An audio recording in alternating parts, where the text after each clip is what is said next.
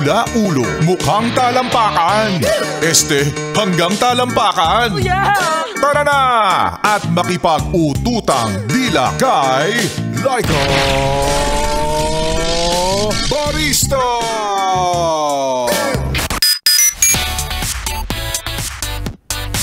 Hi! At kaway-kaway! Para sa'yo, yes, friend.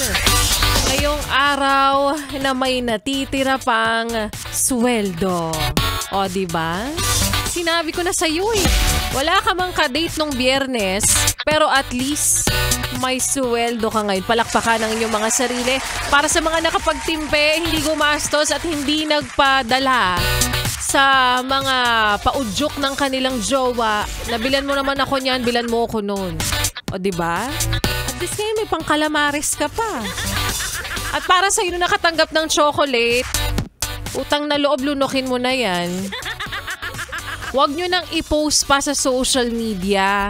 Tapos pinapaabot pa ng Lunes, iilan lang naman yan. Diba?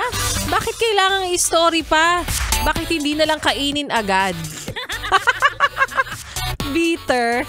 Excuse me, kahit hindi Valentine's Day, sabi nung nakikinig, may chocolate ako. Kaya naman sulitin nyo na yan. Kasi kapag ang sweldo natin ay hinahati-hati mo na rin, maiiyak ka na. At sasabihin mo na naman yung mga salitang sa sobrang dami ng bayarin. Minsan napapaisip mo ka parang gusto ko na lang maging bayaran. At tapos na po ang araw ng ganda-gandahan. Tigilan nyo na kami. Balik na tayo sa pagiging labandera ulit. Oo. Maayong hapong muli sa mga maot at guwapa na yespre natin. Kasama nyo na nga kapiling kachismisan, kakwentuhan at kaututang dila rin. DJ Laika Barista ngayon pong araw ng Lunes. Dito pa rin sa iyong paboritong istasyon, nakabonding ang 101.1. Yes! FM. At para sa iyo, ate, kuya, nanay, tatay, lolo at lola, wala na bang budget kasi pinambili lang ng overpriced na bulaklak nung Friday? Kasalanan mo yan. Manunumbat lang pala eh. Ayan, para sa inyo nag-aabang nga, nako yes friend, tamang-tama ang pinapakinggan mong istasyon dahil namimigay kami ng entertainment, papremyo, lahat-lahat na. Lumalabas kami, nakikipagdaupang balad sa inyo, daupang balad. Nakakadaupang palad nyo kami at bukod dyan namimigay din kami ng 500 pesos para po sa aming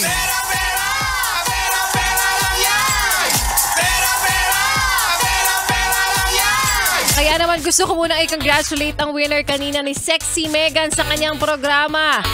Nananalo ng 500 pesos, walang iba kundi si Emmanuel de la Cruz. Congratulations! At mamaya, yes friend, abangan nyo kung sino pa ang isang mapalad na mananalo rin ng 500 pesos sa programa ni Ganda Wanda. At malay mo, bukas ako naman ang mamimigay ng 500 pesos. Totoo ang inyo napapakinggan, yes friend, walang halong kaetyosan nito. 500 pesos po talaga ang pinamimigay namin. Alam ko malaki yon para sa inyo pero ganun talaga kami ka-generous dito. And you know, small thing. Yabang. Kaya naman kapalit po ng lahat ng ipinamimigay namin dito, ipinamamahagi namin sa inyo, wag nyo nang ilipat ang inyong istasyon.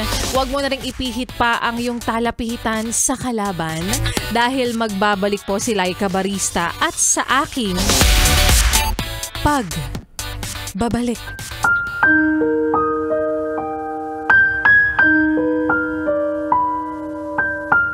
Walang masamang tumulong sa pamilya kapag kaya mo na. Pero ibang usapan na kung sa'yo pala planong iasa na maiahon sa hirap ang buong pamilya. At yan nga, yes, pre, ng kwento na ating mapapakinggan mamaya sa aking pagbabalik para po sa ating Laika Barista Moments. Kaya naman ituloy pa natin ang pakikinig mo pag-indak mo sa mga kantahan natin ngayon pong hapon. Kasama rin yung mga nakikinig ngayon, nag-PM sa aking Facebook fan page.